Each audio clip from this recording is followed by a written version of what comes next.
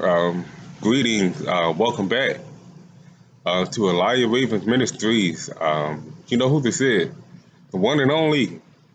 And I am looking forward to sharing this edification, this revelation with you guys. As you can see, the name of the video is Abraham rejoiced to see my day and was glad. Now, this is a parable. And like many parables, a lot of us really don't have an understanding of what Yahshua is talking about. Now, I'm going right into it.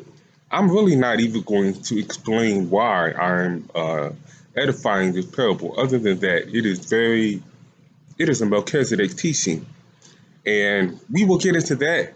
How it is a Melchizedek teaching? We will get into that as we get into the scripture. But the parable that we're talking about is in the book of John, and it ties two things. It ties the resurrection, which is life after death, which some people call reincarnation. And there's a difference, but I'm not going to get into that right now. And it ties into the start, which a lot of people who call themselves Israelites have falsely misled the people that a star is a wicked symbol. And make no mistake, there are stars that represent evil. However, in this particular case, the star we're going to be talking about is the star of that Elohim or Yah gave to the children of Israel. Now, um, we're going to start in the book of John. Okay, we're going to start at the book of John. John chapter 8. John chapter 8, verse 52. It states, Then said the Jews unto him. No, okay, now let me give you the context of this verse. The context of this verse is when the people were talking to the Messiah, and they were trying to understand how the Messiah could say that he is above the prophet. And they literally accuse him and almost seek to kill him when when the Messiah, when I say he, I'm talking about the Messiah, when he claimed that he is greater than the prophet, he even greater than our father Abraham. So in John uh, chapter 8, verse 52, it says, Then said the Jew, which are called Hebrew. Hebrew, Jew is another word for Hebrew, but we're not going to get into that. Now we know that thou hast a devil. Abraham is dead, and the prophets that thou sayest, If a man keep my saying, he shall never taste death. Art thou greater than our father Abraham, which is dead? And the prophets are dead. Whom makest thou thyself? Yahshua said, If I honor myself, my honor is nothing. It is my Father that honoreth me, of whom you say is your God. Yet you have not known him, but I know him. And if I should say I know him not, I shall be a liar like unto you.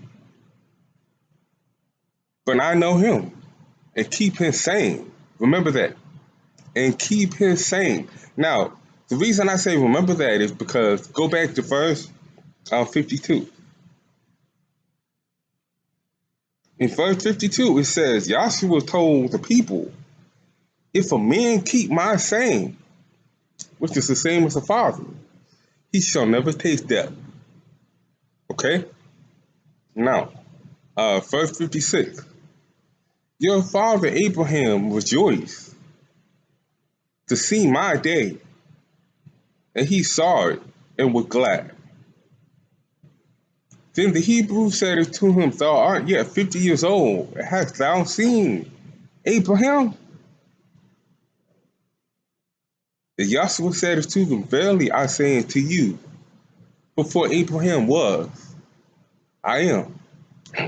Now, that particular context tells us two things. I will get into it, but let me just lay it out here. It tells us two things. One, that Abraham, okay, many of you will remember a verse. I think it's in probably the book of John or the book of Matthew, where Abraham was talking to Lazarus about the children of Israel believing in the resurrection. And Lazarus, who was resurrected from the dead, told Abraham, if you talk to these people and say that it is true that they will believe you. And Abraham told Lazarus, if they were sent Moses and the prophets and they believe not, neither will they believe me. So Abraham was talking to Lazarus in the spiritual realm. How was that possible? Two reasons. Lazarus was an example of a man who died and was risen back to life. Abraham, as Yahshua as tested, was a man that kept us sane. We're going to get into Genesis in a minute. Was a man that kept us sane. Even though he died, he was able to resurrect in the realm, in the spiritual realm. The same thing we see in Elijah the prophet. Elijah the prophet was resurrected back as John the Baptist. That is written in the scripture. I'm not going to verify every single thing I'm saying. If you don't know or don't believe that which I'm saying, feel free to leave a comment. I will share the verse with you, or I will direct you to the verses that you can read for yourself, or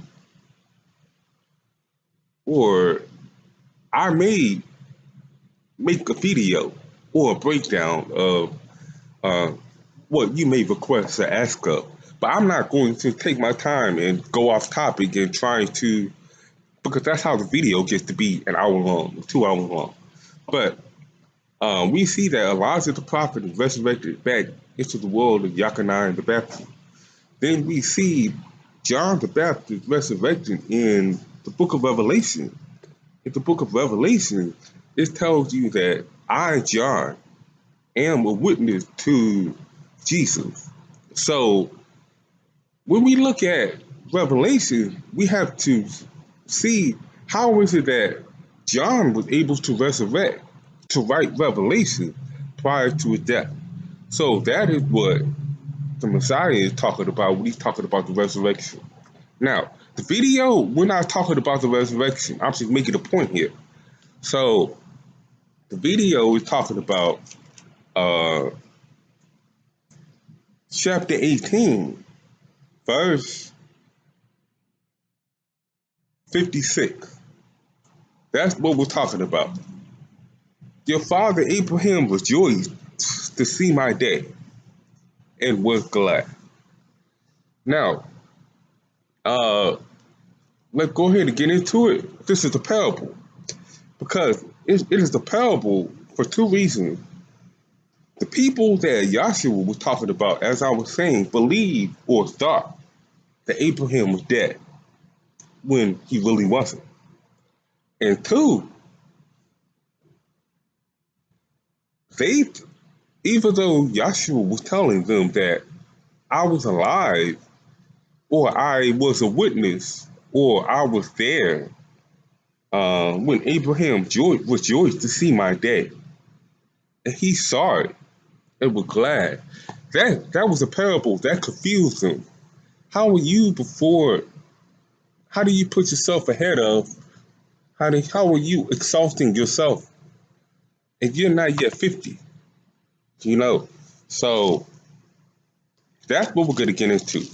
Because if our forefathers couldn't understand that particular parable, it is imperative, or it is very much so, that the majority of us don't understand this parable. So we're going to get into the book of Matthew. Go to the book of Matthew, chapter 1. Okay.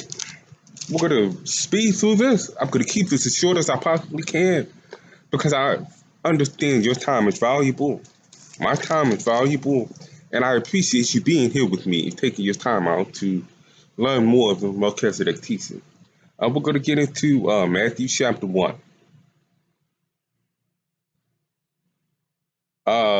Verse 23. Okay? Now, as I said, I do read this in the context. I do read this with the correct name. So, bear with me here. Okay? Matthew chapter 1, verse 23. Behold, a virgin shall be with child, that shall bring forth a son, and they shall call his name Emmanuel, which is being interpreted, Elohim is with us. Then Joseph, being raised from sleep, did as the angel of the Lord had bidden him, and took unto him his wife, and knew her not until she had brought forth her firstborn son, and he called his name Yahshua. Now, this particular verse testifies that Joseph actually he took his wife and he laid with her. He went in unto her, as it said. And after he laid with her, he knew her no more, because she had already conceived. So that is for those who have a question as to who the Messiah's true father is. He has an earthly father and he has a spiritual father. His spiritual father is the one whom he called Father. His earthly father is the one whom engrafted him into the lineage of Judah, because that was the prophecy that he would come from the line or the tribe of Judah. So through Joseph, he was able to come through Judah. Now, we're going to move forward. Chapter 2. Now, when Yahshua was born in Bethlehem of Judea, in the days of Herod the king, behold, there came wise men from the east to Jerusalem, saying, Where is he that is born King of the Hebrews? For we have seen his star in the east, and are come to worship him. And when Herod the king had heard these things, he was troubled, and all Jerusalem with him. And he had gathered all the chief priests and the scribes of the people together. He demanded of them where Yahshua should be born, or where the Messiah, should be born. And they said unto him, In Bethlehem of Judea, for thus it is written of the prophet, by the prophet Isaiah. It is written by the prophet. And this prophet is the prophet Isaiah. Thou art Bethlehem in the land of Judea, are not the least among the princes of Judea. For out of thee shall come a governor that shall rule my people Israel. Okay? So we're going to skip over to, no, we're going to keep reading. Then Herod, when he had privily called the wise men, inquired of them diligently what time the star appeared. And he sent them to Bethlehem and said, Go and search diligently for the young child. And when you have found him, bring me word again, that I may come and worship him also. And when they heard the king, they departed. And lo, the star, which they saw in the east, went before them till it came and stood over the young child. And when they saw the star, they were joyed with exceedingly great joy. Now, this is why I say we have to be very careful about uh, doctrine. We have to be very careful about um, how people that are part of these camps, that are part of these Christian-based theological teaching, that are part of these I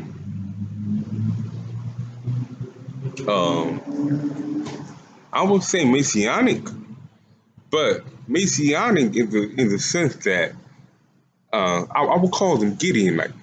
The people who created the Gideon Bible, that small Bible that cuts off half the book, that cuts off the foundation of the New Testament. That way, when you read it, you have no foundation. You're just reading it along based on the way they want you to see it. So we have to be very careful of that. The star that a lot of people confuse with the star that is being spoken of and attributed to the Messiah is actually called the Star of Israel. The Star of Israel, according to Scripture, is known as the Star of Jacob. Now, many people are going to say, okay, that's not that 6-point star. And I'm here to tell you that it is.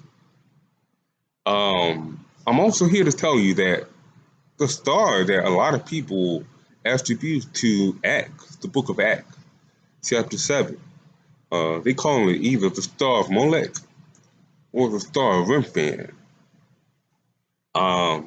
That star is actually the 5-point star because it is in the image of the golden calf. So it is very imperative that we understand the difference, and we're going to get into that moving forward. So this particular star. Now let me add this into it. Um, if somebody asks you, what does an atom look like? What are you going to tell them? That's a good question because the atom is the foundation of all living things. It is the foundation of all carbon-based, organic, and inorganic things that we see in this earth today, including the air we breathe. It's the origin of that. So, understanding the shape of an atom will give you an understanding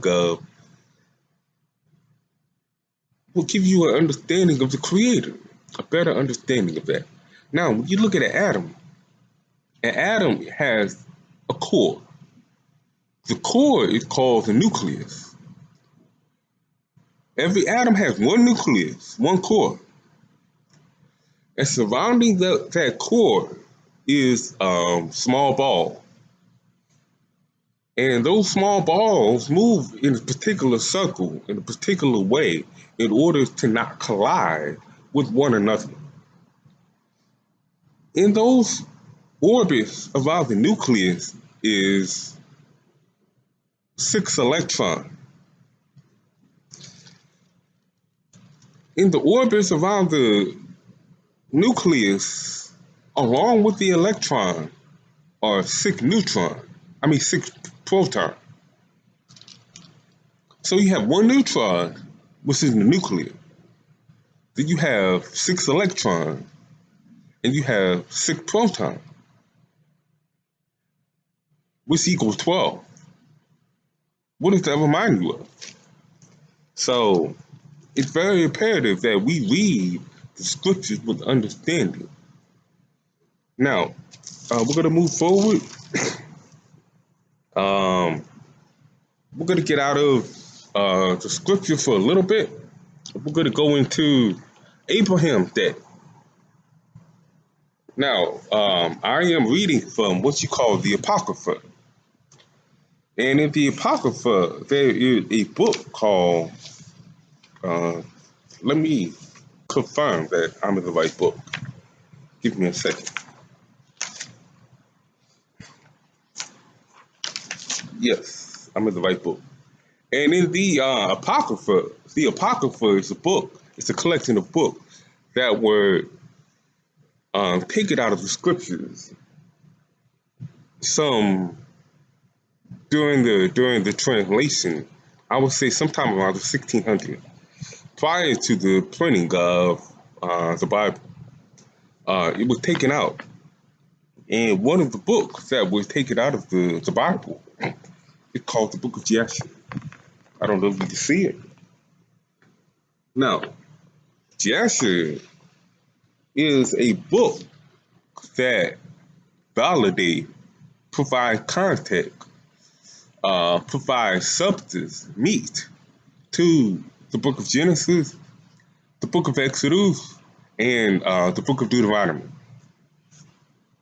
So we're going to go into Yahshua chapter 8, and we're going to look at the birth of Abram, known as Abraham, the very man that Yahshua was talking to his people about. Now, Yahshua chapter 8, you can write down the chapter verse if you don't have the Apocrypha, and I will give you the verses as I'm reading it, and you can go back and Google it. It should pop up. You know, it's available online if you don't have the book. But Yahshua chapter 8, verse 1.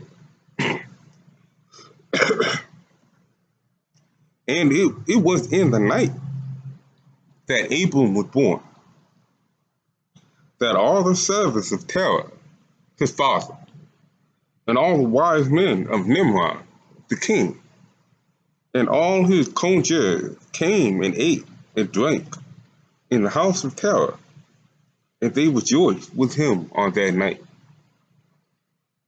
And with all the wise men and conjurers without from the house of Terah, they lifted their eyes up towards heaven that night to look at the stars, and they saw, behold, one very large star came from the east. It ran in the heavens, and he swallowed. It didn't say it. It said he. Mind you, okay? And he swallowed up the 4 stars from the sides of heaven. And all the wise men of the king and his conjurers were astonished at that sight. And the sages understood this matter and knew its importance.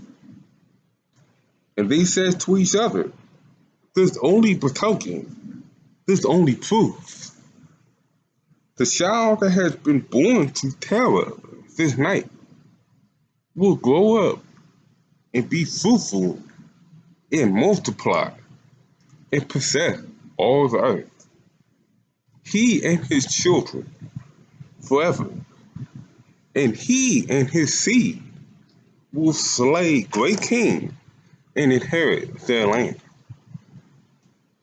As the wise men and coaches went home that night, and in the morning all these wise men and coaches rose up early and assembled in the appointed house. And they spoke one to another, behold, this sight that we saw last night was hidden from the king. It was not made known to him. And should this thing get known to the king of the latter days, He will say to us, why have you concealed the matter from me? And then we shall all suffer death. Therefore let us go and tell the king the sight which we saw, and the interpretation thereof, and we shall then remain clear. Now, the birth of Abraham reminds you of who? The birth of Yahshua. Because when Yahshua was born, there was a star in the east. Just like when Abraham was born. Oh, let me take it back even further. When Adam was created, Adam was born, what was the first thing the Most High created? He created the heavens and the earth, the sun, the moon, and the stars. He created those things to bear witness of the things that happen on earth. It is written.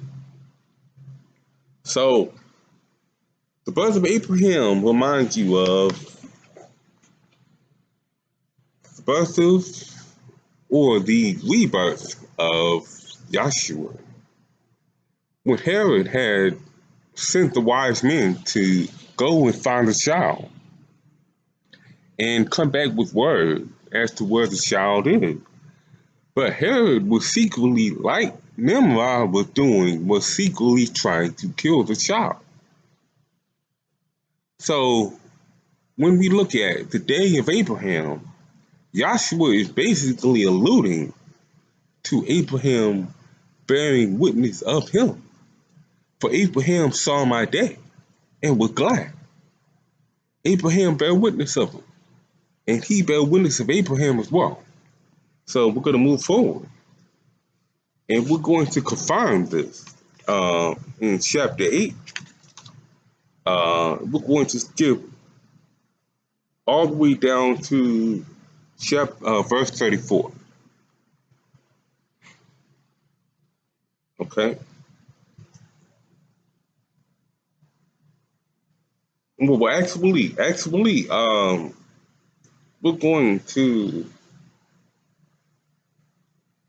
You can read the remaining chapters, because what Abraham did, when I'm reading verse 34, is that Abraham gave Nimrod another child that was not his, that was not Abram.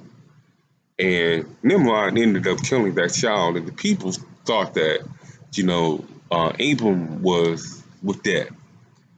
And Terah ended up taking Abram and taking him out of the city and hiding him in the cave, much like how Joseph and Miriam took Yahshua out of Bethlehem into Egypt and hid him in Egypt until it was safe for him to return. So we're going to skip chapter 8. You can read the back end of chapter 8 where it confirms what I just said. We're going to go to chapter 9. Okay? In chapter 9, and this is the revelation of Abram. Chapter 9, verse 8. And Terah has 12 gods of large size, made of wood and stone, after 12 months of the year. And he served each one monthly. And every month, Terah would bring his meat offering and drink offering to his God. So did Terah all his days. And all that generation were wicked in the sight of the Lord. Okay. Now, the word Lord and the word God. I'm going to get into that as we move forward through this testimony. They mean two different things. I'm going to explain later. So, I wanted to read that a little different, but I will explain later, and we will get a better understanding of the difference of Lord and God. Okay, and they made every man his God, and they forsook the Lord who created them. If there was not a man found in those days of the whole earth, who knew the Lord? For they served each man his own God, except Noah, except Noah and his household, and all those who were under his counsel knew the Lord in those days. Verse 12. And the Lord gave Abram an understanding heart, and he knew all the works of his generation were vain, and that all the gods were vain, and were of no avail. And Abram saw the sun shining upon the earth, and Abram said to himself, surely now the sun that shines upon the earth is Elohim, and him will I serve. And Abram served the sun in that day, and he prayed to him.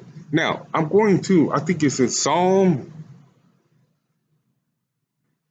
I can't remember, no, Psalm 2. Psalm 2. The sun is referred to as S-U-N. In Psalm 2, the sun is also referred to as S-U-N. But in Psalm 2, it tells you to kiss the sun, lest you make him angry.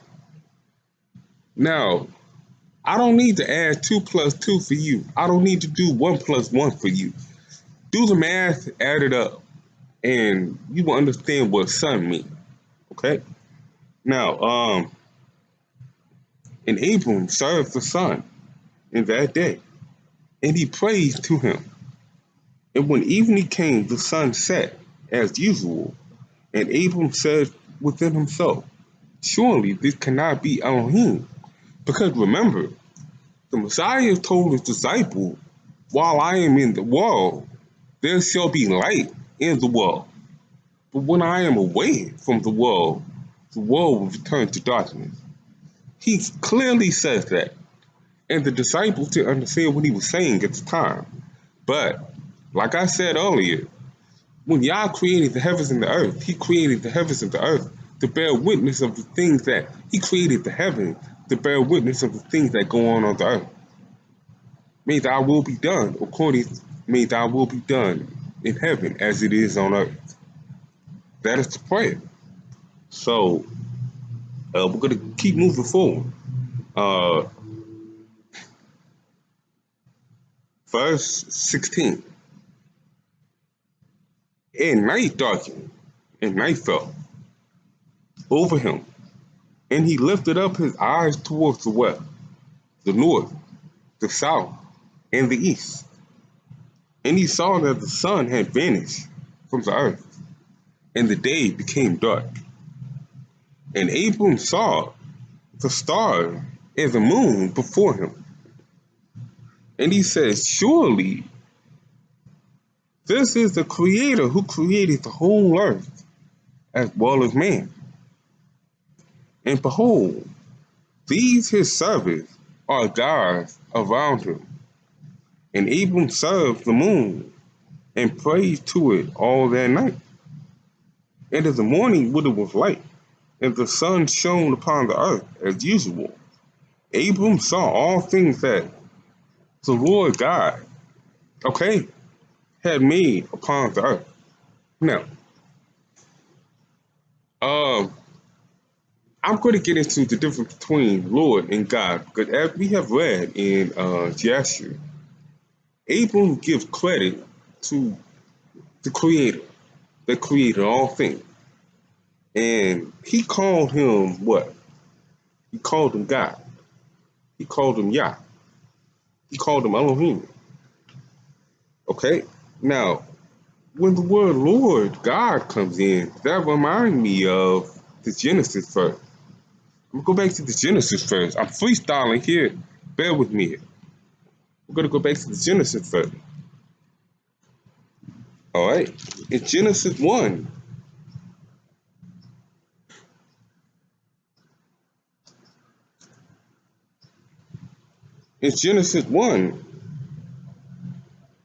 all of chapter 1, the word Lord is nowhere in that chapter. In Genesis 2, after everything's been created, the heavens and the earth on the spiritual realm, after everything has been created, then we see in verse 2, chapter 2, verse 4, these are the generations of the heavens and the earth, where they were created in the day that the Lord God made the earth and the heaven. All right? Then we see that chapter 2, the word Lord God is started to be introduced.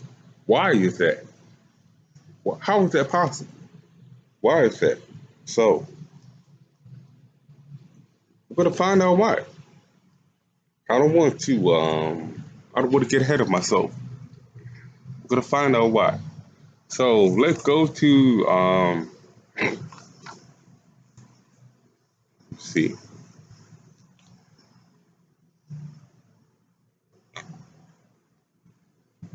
Okay, we're going to get out the Apocrypha. And we see that in Yahshua, the book of Yahshua testifies that there was a star that appeared in the sky, a large one, from the east that signified or signaled the birth of Abel and the significance of the birth of Abel. We're going to get back into what we call the Bible. I'm going to go to, I want to bring up Jonah. But first, we're going to go to the book of Psalms. The book of Psalms will edify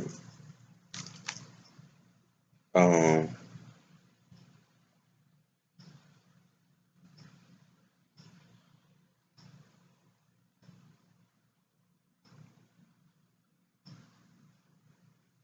the book of Psalms will edify, and not only will it edify, it will substantiate, it will report, it will support what we read in Matthew concerning the Messiah's birth.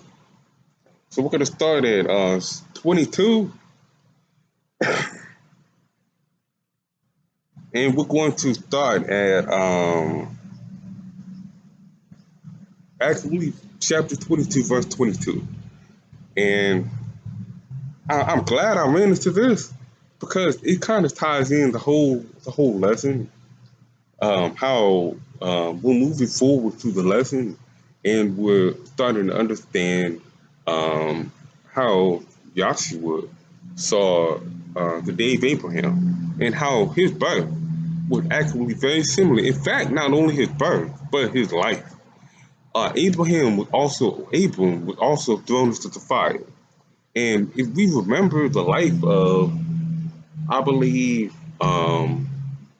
Daniel, Daniel and his friends were also thrown into the fire. There was another instance where I need to go back and reread. There's another instance where the life of Abram also mirrored another prophet. I can't recall what happened off the top of my head. But when we read the life of Abram, we begin to see that his life is what we call deja vu when we look at the lives of the prophets that come after him. So Abram is actually the foundation of the prophet, but he is not the foundation of the Messiah. For the Messiah himself said, what? Before Abraham was, I am that foundation. I am. So let's get to Psalm 22, verse 22. I will declare thy name unto my brethren. In the midst of the congregation will I praise thee. Ye that fear. Now I'm going to use the word Lord in here. You're going to get a clear understanding of the meaning of the word Lord as I read this, and a clear understanding of the word God and who it is. So bear with me here, okay? Let me start over. I will declare thy name unto my brethren in the midst of the congregation when I praise thee. Ye that fear Adam, praise him. All ye the seed of Jacob, glorify him and fear him, respect him. All ye the seed of Israel, for he hath not despised nor abhorred the affliction of the afflicted, neither hath he hid his face from him. But when he cried unto him, Yah heard, he heard. My praise shall be of thee in the congregation. I will pay my vow before them that fear him. The meek shall eat and be satisfied. They shall praise Adam that seek him. Your heart shall live forever.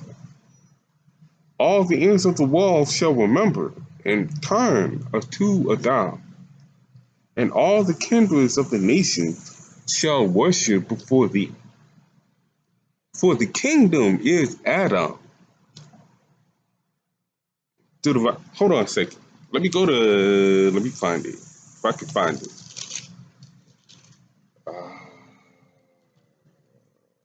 If I can.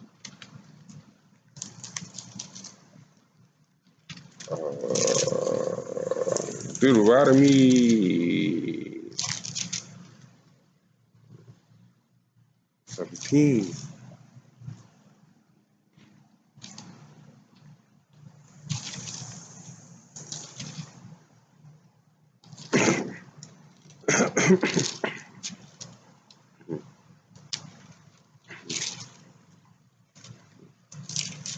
Okay, give me a second. Freestyling here. Just had an idea. First, it's escaping me because I don't want you to be confused as to how I'm reading it. You're saying the kingdom is Adam. No, the kingdom is Yahshua. So I don't want you to be confused about that. So give me a second. Let me.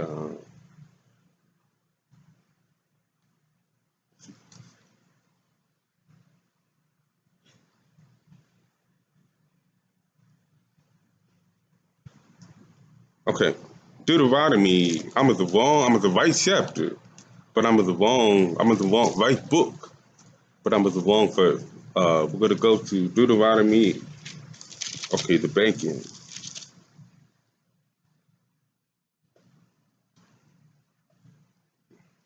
Okay, here we go. Here we go.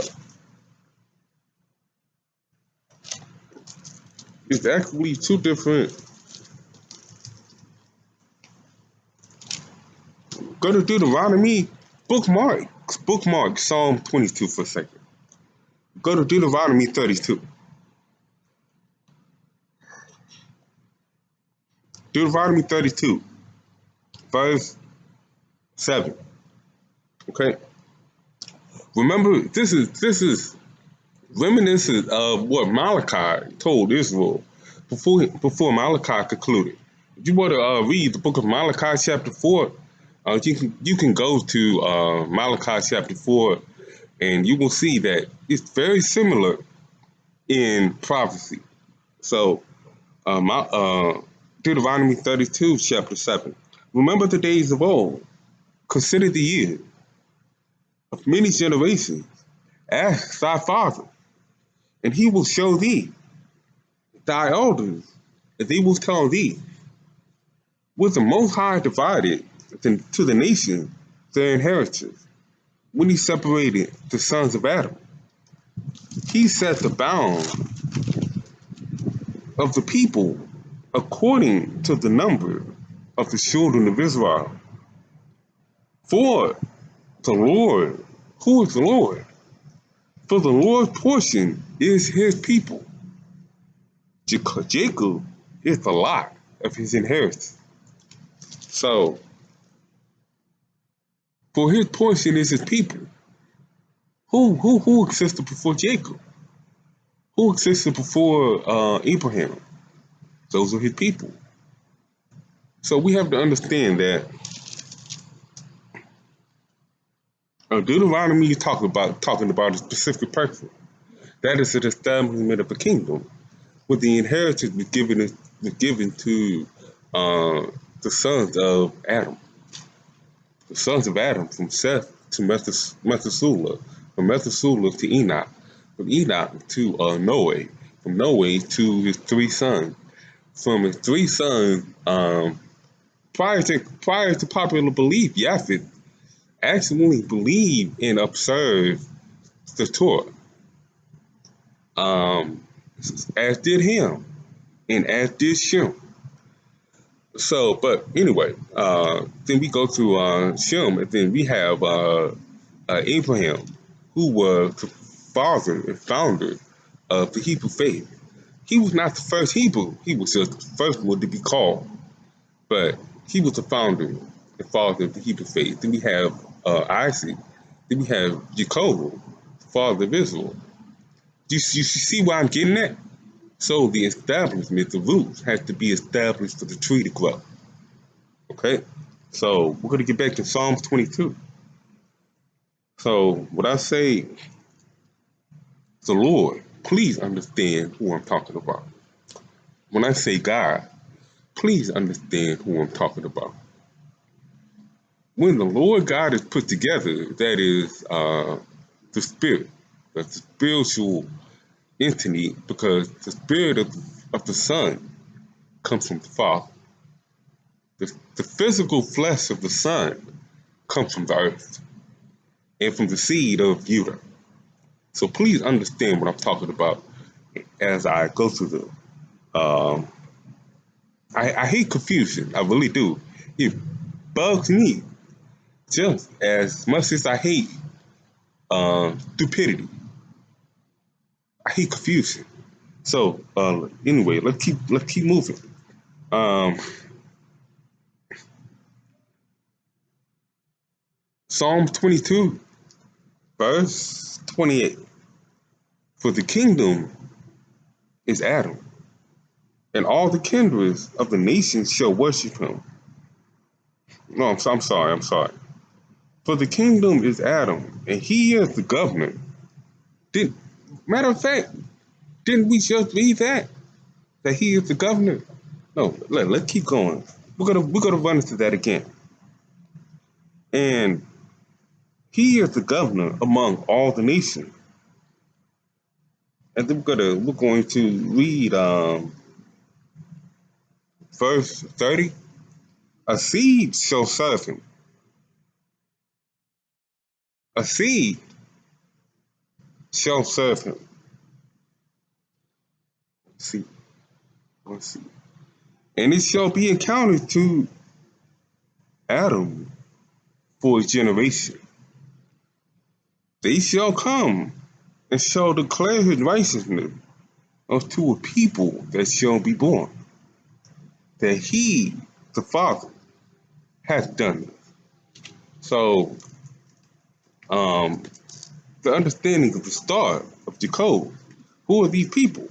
We're going to go to the book of Numbers. The book of Numbers, chapter 24. It tells you the words of Elohim, the prophecy of Elohim. It tells you, book of Numbers, chapter 24, verse 16. Number 24, verse 16.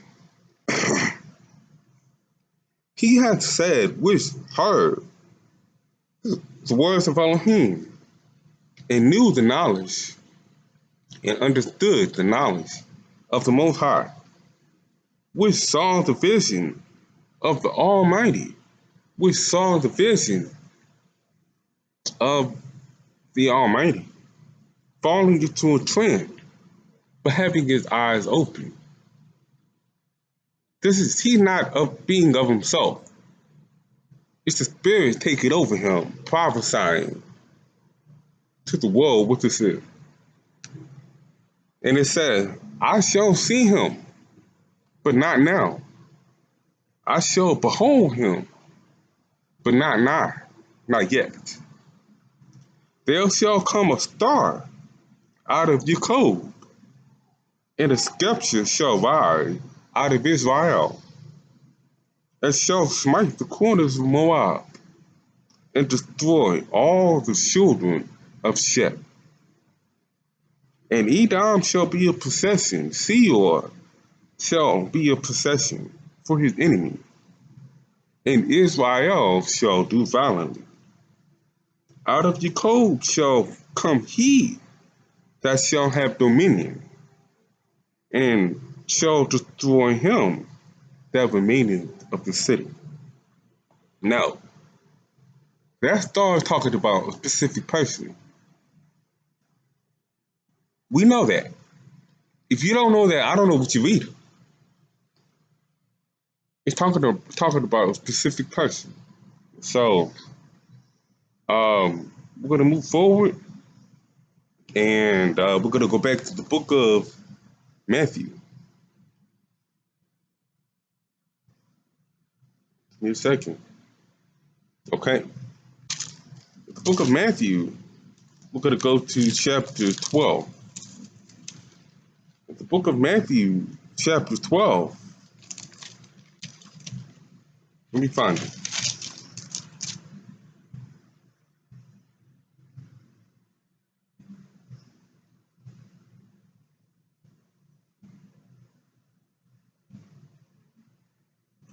Okay.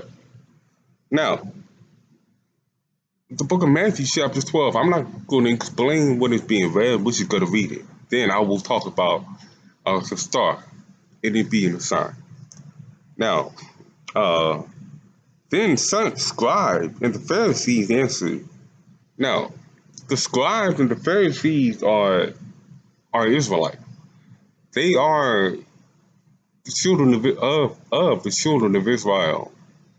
The scribes and the Pharisees are what we know today as one West camps. What we know today as Jewish, black people who participate in Jewish custom. Because the Messiah clearly tells us, call no man rabbi, for there's one Father, even Elohim in heaven. Call no man master or rabbi. And we have a lot of, we have quite a few people, Israelite, who are following Jewish custom, and that is an abomination before the Father. But the point I'm making is we are not to put titles upon ourselves. When I introduce myself to you, my name is Stephen, or Obadiah, for those that know me in the Hebrew faith. When the prophet introduced himself to you, they introduced themselves as their given name.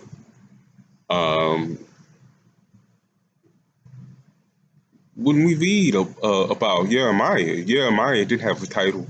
When we read about Hosea did have a title. When we read about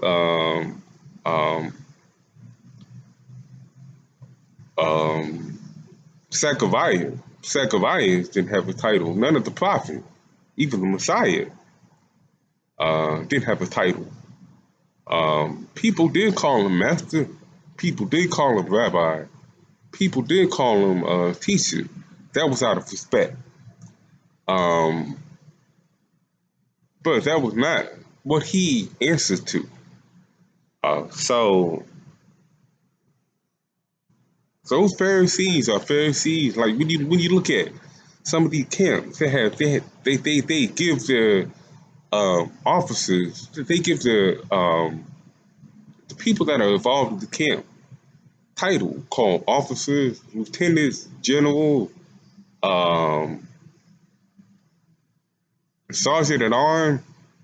It's well known what goes on in some of these camps and the titles that they have put upon themselves. So beware of that. Beware of the leaven of the scribes and the Pharisees.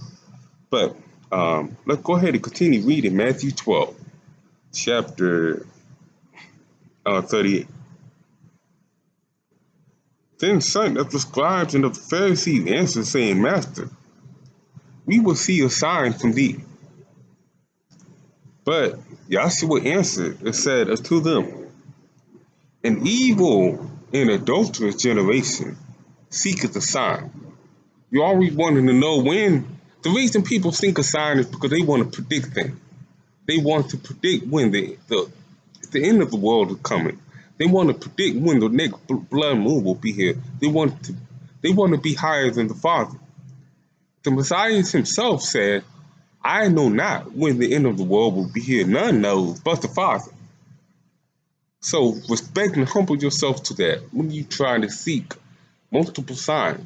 But here's one thing he tells us. This is one thing he tells us. An evil and adulterous generation seeketh after a sign, and there shall be no sign given to it, but the sign of the prophet Jonah. For as Jonah was 3 days and 3 nights in the whale's belly, so shall the Son of Man be 3 days and 3 nights in the heart of the earth. The men of Nineveh shall rise to judgment with this generation and shall condemn it, because they repented at the preaching of Jonas, and behold, a greater than Jonas is here. The queen of the south shall rise up at judgment with this generation and shall condemn it. For she came from the uttermost parts of the earth to hear the wisdom of Solomon, and behold, a greater than Solomon is here. So, the sign of Jonah, to see, he speaks in parable.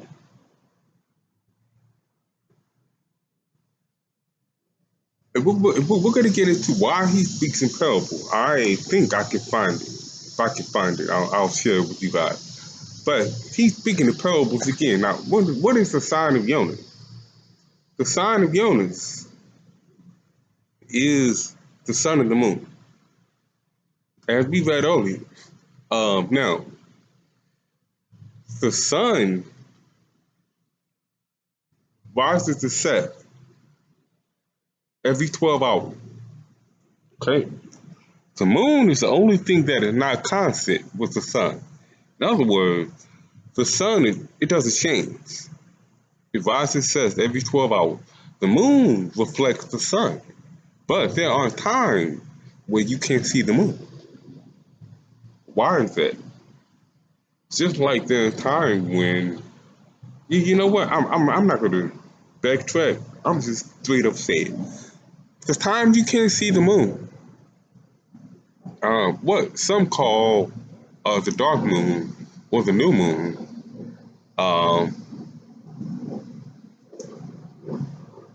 The moon remains dark for 3 days. The first time it goes dark represents my prior. Okay, here's the disclaimer. I should have started the video with it.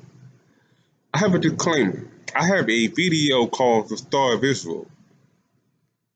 And no. That's another disclaimer. I have a video called The Star of Israel. Now, I thought the Star of Israel was a signet or a sculpture that Moshe had made for the children of Israel. I had not yet known about the Star of Jacob in Numbers 24 when I made that video. However, it was brought to my attention that the Star of Israel, even though it was not created by David, has nothing to do with David, it's not the Star of David, that's something that was made up. Even though the Star of Israel did not begin with Moses, it did precede Moses. So For that, I apologize for the misinformation in that Star of Israel video. It didn't begin with Moses. It was before Moses. So I have established that it was indeed before Moses. So the sign of Yonah. Another disclaimer.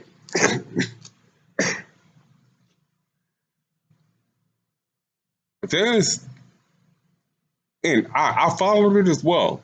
There's a teaching that the dark moon is a representation of the new month. It was brought to my attention that in the book of Enoch, Enoch testifies that the dark moon represents the middle of, it actually represents the 14th day of that month. The bright moon, the full moon, represents the beginning of a new month. And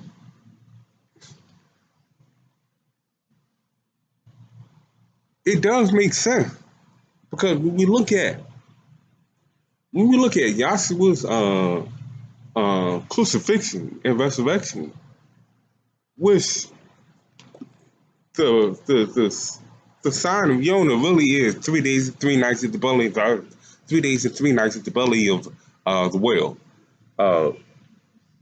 It does coincide. The moon conjecture when it is dark in the middle of the month, on the 14th day.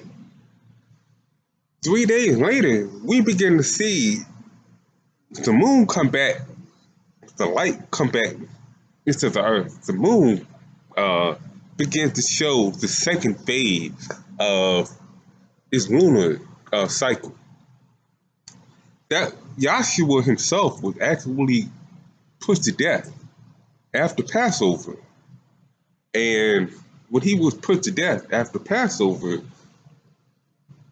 he was put into the belly of the earth, into a cave for 3 days and 3 nights.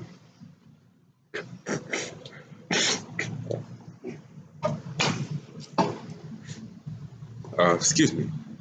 And after 3 days and 3 nights, he resurrected. So that is very, I think it coincides because anything that deals with the Creator has to coincide with nature. Because nature bears witness to what's going on in heaven and on earth. So the fact that the moon goes dark for 3 days and then reappears after the 3rd and 4th day, after the Passover, after the 14th day, because the 14th day, the 15th day, is the beginning of the Passover. And the Passover is, like he said, do this in remembrance of me. A lot of us do the Passover because we try to teach our children that we came out of Egypt. And that's what the Passover is about. That's not what it's about anymore. It's about, like Psalm 22 says, it's about his glory, to glorify him and the Father. So I hope I didn't confuse anybody with that. If you have any questions, feel free to leave a comment. Also, please click the like button. Your likes are very important. Subscribe and click that bell for notifications for new videos. I do new videos on occasion concerning the Melchizedek priesthood. So we're going to continue moving forward. Okay. Where was I?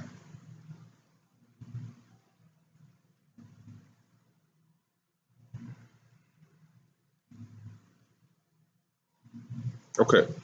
All right. Matthew 12. Now, why did Yahshua speak in parables?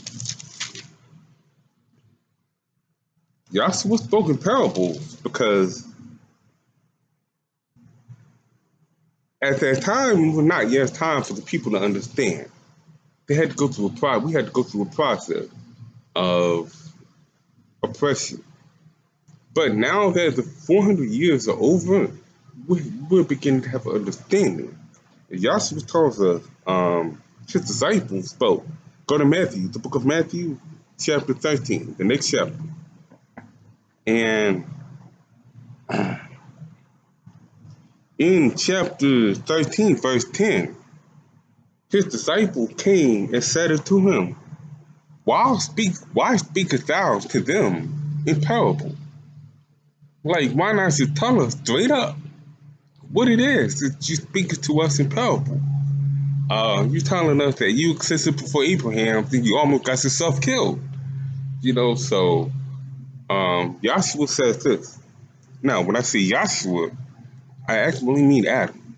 If you follow me long enough on this channel, you will understand how Yahshua is Adam. Yahshua is not Jesus Christ. He's not Jesus Christ. Okay? Jesus Christ is a figure that was made up. I need to find that verse. It's actually in the book. That was made up by the Romans and by the Greek to get the Hebrews to worship or respect or revere or fear, or in other words, how black people feel today when they're around white people. When you're around white people, you don't feel no fear, do you? But look at the history of white people. It's a very violent history. But for some reason, you don't feel no fear.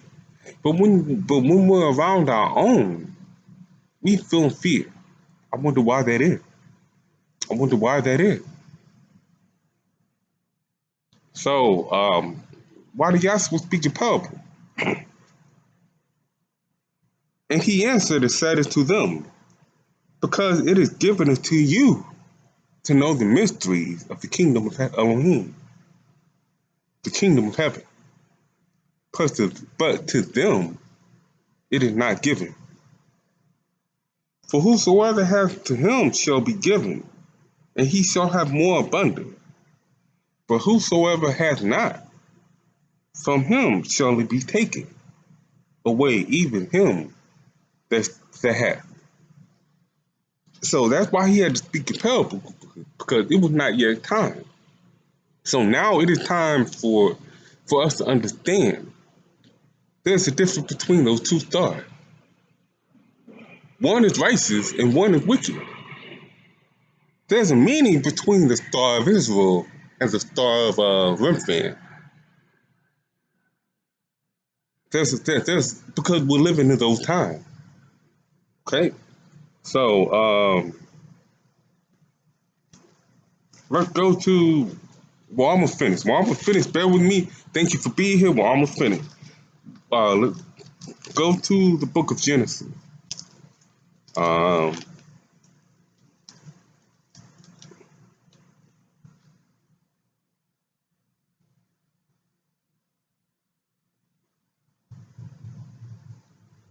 Now, the star of Jacob that we read is the book of Numbers. Why is it called the star of Jacob? Well,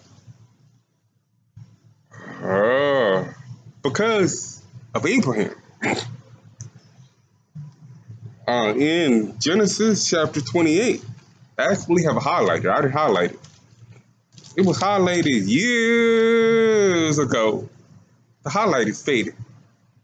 You can see it. It's faded. But anyway, do your own book. I got my highlights in here, But we begin to see why it's called the Star of Israel, the Star of Jacob. Jacob, who would call Israel. Now, why is it attributed to Adam? Why is it attributed to the Messiah? What it called the Star of Jacob? Now, we're going to get into this. Chapter 28, verse 4. Follow me here. Follow Yah here. I'm sorry. And give thee the... Okay.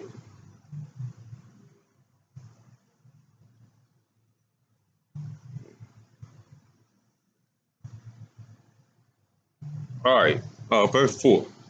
And give thee the blessing of Abraham to thee and to thy seed with thee, that thou mayest inherit the land wherein thou art a stranger, whom Yah gave us to Abraham. Okay, then we go to verse 20.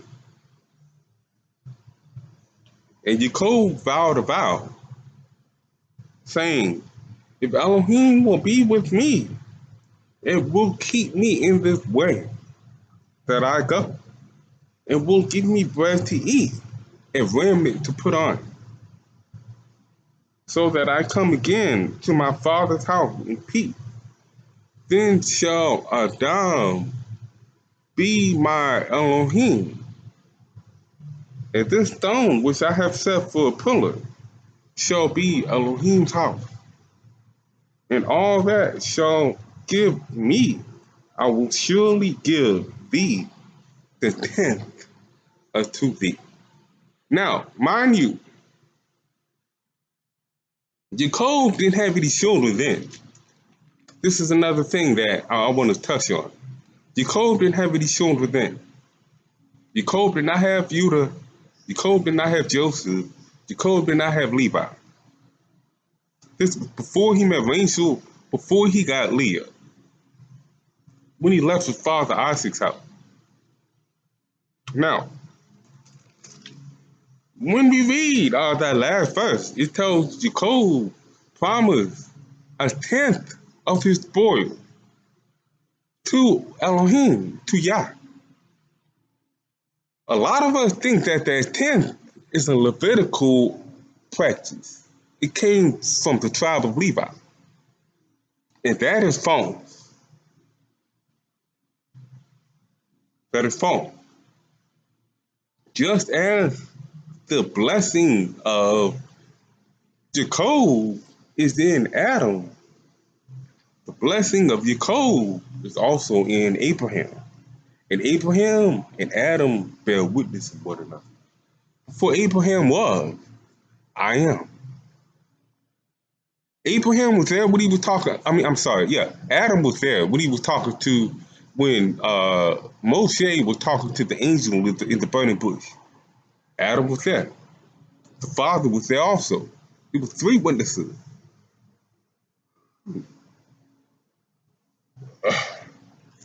Three witnesses that was talking to Moshe.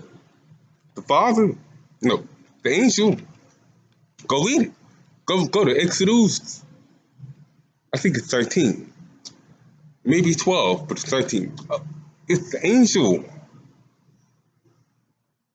that told Moshe to take his shoes off. Then it was the angel of the Lord.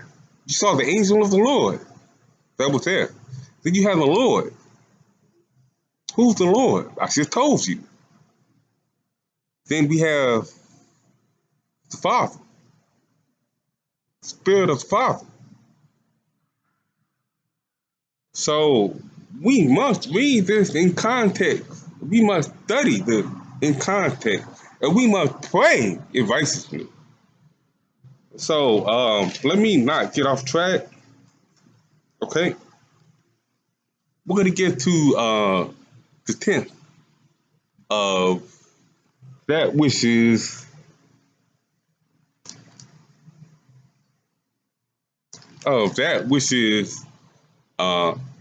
what is known as a Levitical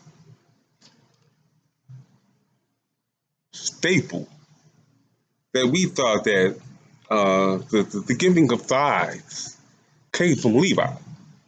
So we're gonna go to better understand the blessing of Jacob. We're gonna go to the book of Hebrews, one of my favorite books, because I am Hebrew. We are Hebrew. Those who watch it. Hebrew is not a. Let me say this right here. Hebrew had nothing to do with skin color. Hebrew had nothing to do with skin color. Even though Abraham was the father of Hebrew, he was the first to be called Hebrew.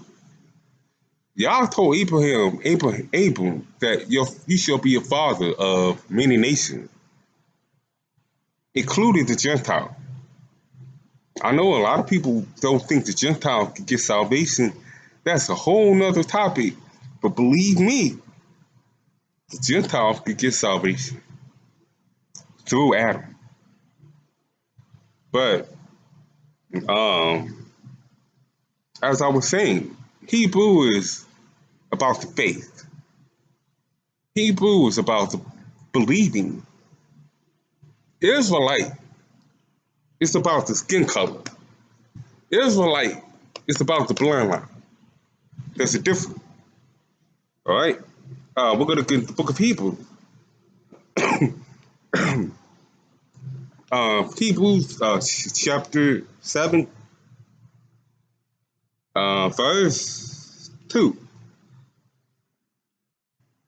To whom? No, verse 1. Because we need to understand all the parties in this. We are no longer under the Levitical priesthood. I don't know why Israelites are. We have Israelites out here who are saying that we have to do the Feast of Atonement. In these days, we got to go out and camp and separate ourselves when, you know, the atonement comes through the Messiah. Back then, we had to do the Feast of Atonement because the sacrifices were through the blood of the animal, the calves and the bull. But once the sacrifice became through the priesthood of the high priest, once Yahshua sacrificed himself for his sin and the sins of the people, the atonement goes through him. For some reason, people are saying, well, we have to do a feast to atone for our sin and do it ourselves and call upon the Father. Like Yahshua never did it. So a lot of us are stuck in the Levitical priesthood when it clearly tells us, I need to find, if you could find the priest of Eli and his son Hephaniah, and I can't recall the Phaniah and Hephaniah, and how they corrupted the Levitical priesthood, and how the father told Eli, your son will be the last priest, and how Solomon became king and killed off the last Levitical priest, thus destroying the Levitical priesthood for good. Solomon was the last king under the Levitical priesthood. After that, Israel scattered. There was no more Levitical priesthood. So I don't know why we're still assuming that we have to follow the laws of Moses to the T.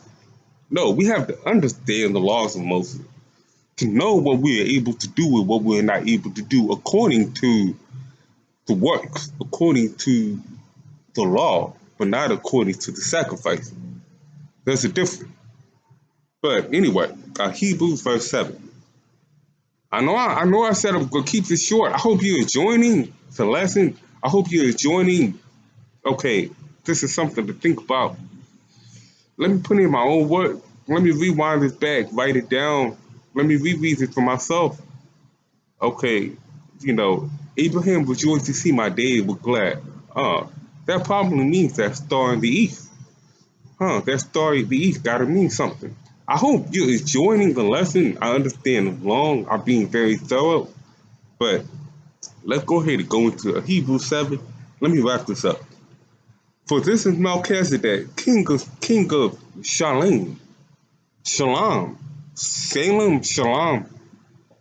priest of the Most High Elohim, who met Abraham, returning from the slaughter of the king, and blessed him. To whom also Abraham gave a tenth part of all, first being by interpretation king of righteousness, and after that king of Shalom, meaning which is also king of peace. Shalom means peace. Without father, without mother, without descent, having neither beginning of days nor end of life. Who is that? Name one man that had no physical father, no physical mother, and no lineage. That's why Yahshua had to be grafted in by Joseph. He had to be grafted into the line of Judah through the seed of Joseph, because Adam had no physical father. Adam had no physical mother. Adam had no descent because he came spiritually from the Father. But let's keep going. But made like unto the son of Elohim, abideth a priest continuously. Now consider how great this man was, unto whom even the patriarch Abraham gave the tenth of spoil. And verily they that are of the sons of Levi, who receive the office of the priesthood, have a commandment to take tithes of the people according to the law, that is, of their brethren, though they came out of the lions of Abraham. But he who descend is not counted from them. But he who descend is not counted with them, from them. Before Abraham was, I am. But he didn't come from the lineage of Abraham, Isaac, and Jacob. He is the father of Abraham, Isaac, and Jacob. Let me keep reading. But he who descended not counted from them received tithes. He's a high priest. So yeah, he received tithes of Abraham and blessed him that has the promises. And without all contradiction, the less is blessed of the better. And here men that died receive tithes. And here men that died receive tithes. But there he receiveth them of whom it is written that he liveth. Now, I want to ask you a question. I'm not going to get into it. I know the answer. But I want to ask you a question.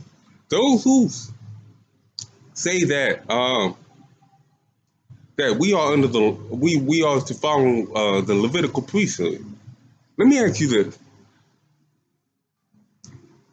It is written in the law that to be hanged on a tree, that's to stay on a tree all day and all night. For a body to be hung on a tree all day and all night, it's a curse. That's written in the book of Levi, in the book of Leviticus. That is a curse. Well, for the slaves that died in this land, our forefathers and foremothers that were hung on trees and left to rot, are they cursed? What sin did they commit? Are they that they are condemned to the pits of hell because they were hung? Was Immatel cursed when he was hung, beat, bruised, destroyed, battered? What sin did he commit? That's the purpose of Yahshua, to redeem us from the curse of the law. We are under the Melchizedek priesthood. We are no longer under the Levitical priesthood. A lot of us really got to get out of that. And that's why this session is called the Melchizedek priesthood teaching, because we are now trying to elevate towards closer to Elohim. But let me move forward. I don't want to start preaching. I understand, you start preaching, time start flying, people start getting hungry, we gotta eat. Next thing you know, it's dinner time. But let me conclude this. I actually was going to read Psalm 22 to conclude this, but I thought it would be beneficial seeing the title of this video. And I hope you're able to understand how the star is attributed to not only Abraham, but to Adam, and how Adam is the representation of our nation, of the 12 tribes. So go to Revelation, the book of Revelation. The book of Revelation, chapter 22.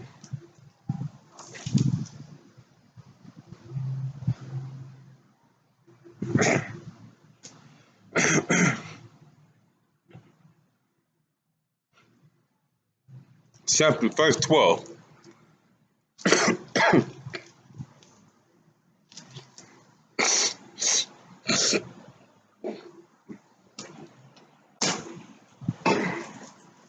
Excuse me.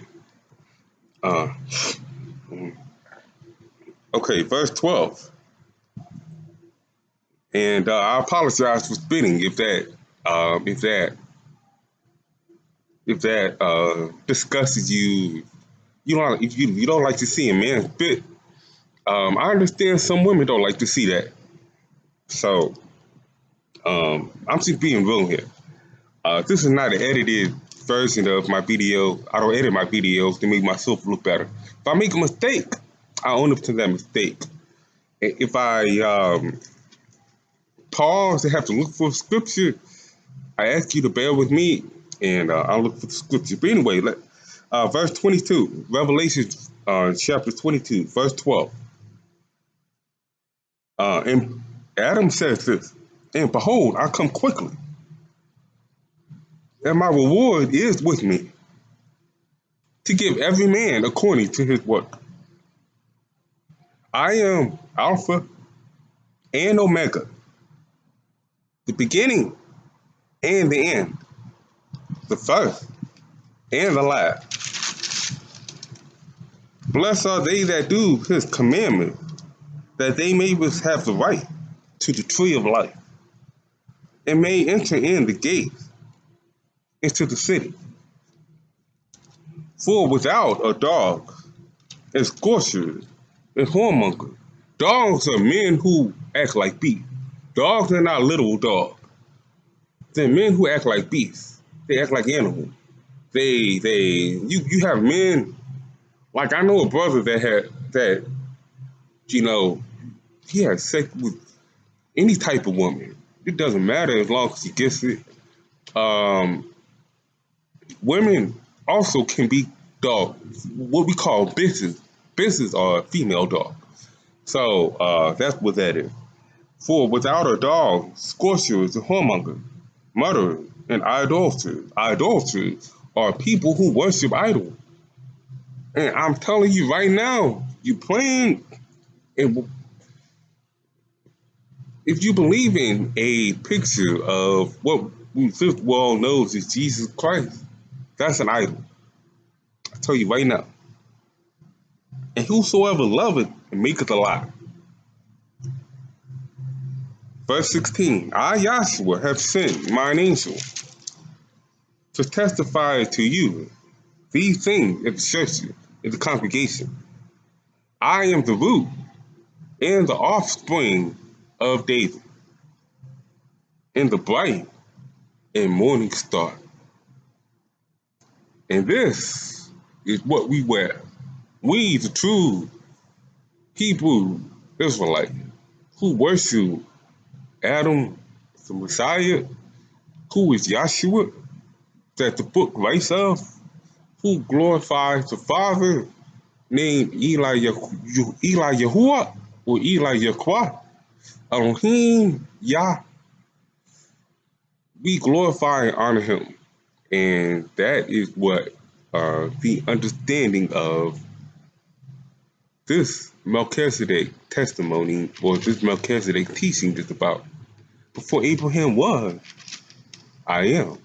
Abraham saw my day. It was rejoiced. It was exceedingly glad. So I hope I brought a little bit of understanding to you. I feel that I should go a little deeper into it. Believe me, I could. I love this. I love this book. I love seeking understanding. I love praying. I truly do. And in this world, it does separate you from people.